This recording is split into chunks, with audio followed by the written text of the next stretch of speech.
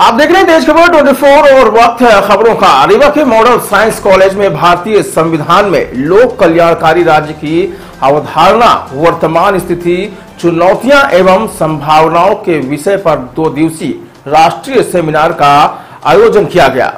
Seminar के पहले दिन आज बुद्धिजीवियों ने संविधान के उपरोक्त विषयों पर उपस्थित जनों से चर्चा की है।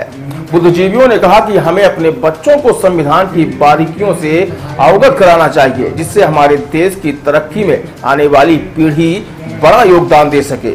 संगोष्ठी में शामिल हुए पूर्व मंत्री व रीवा विधायक राजेंद्र शुक्ल ने कहा कि हमारे देश में विकास की अपार संभावनाएं हैं। यदि संविधान के अनुरूप लोक कल्याणकारी राज्यों की स्थापना और नई सरकारों ने जिम्मेदारी से काम किया तो कोई कारण नहीं है कि इतने संसाधन होने के बावजूद हमारा देश किसी भी मामले में पीछे रहे। इसी से संबंधित विषय में संगोष्ठी आयोजित हुई, जिससे सभी पहलुओं पर बारीकी से चर्चा हुई है। उन्होंने कहा कि इस तरह की संगोष्ठी बेहद ही सार्थक है और अगर बच्चों को शुरू में ही इसी प्रकार की चुनौतियों और संभावनाओं के बारे में जागृत कर दिया जाए तो हमारा देश निश्चित तौर पर और आगे बढ़ सकेगा। तो आइए चलते हैं संगोष्ठी को लेकर क्या कहा पूर्व मंत्री व रीवा विधायक राजेंद्र शुक्ल ने। The organizer for choosing such a vital topic for this national seminar.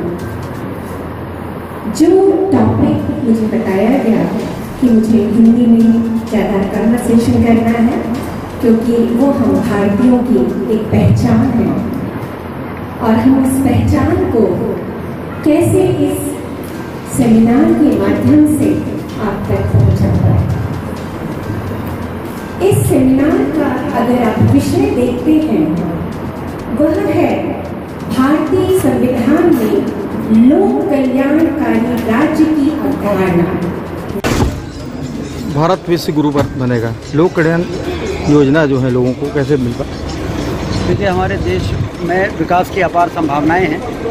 यदि संविधान के अनुरूप लोक कल्याणकारी राज्यों की स्थापना और में सरकारों ने जिम्मेदारी से काम कर दिया तो कोई कारण नहीं है कि इतनी संसाधन होने के बाद हमारा देश किसी मामले में पीछे रहे।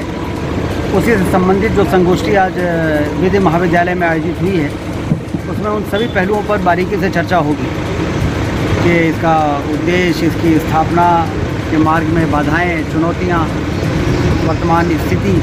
तो मैं मानता हूं कि ये संगोष्ठी बहुत ही सार्थक है।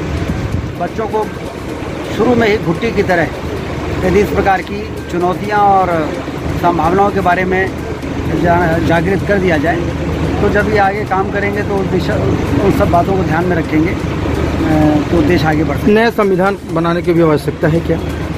संविधान तो हमारा अपने आप में ये इतना परिपक्व है, आवश्यकता अनुसार कभी कभी संशोधनों की जरूरत पड़ती है तो संशोधन होते हैं।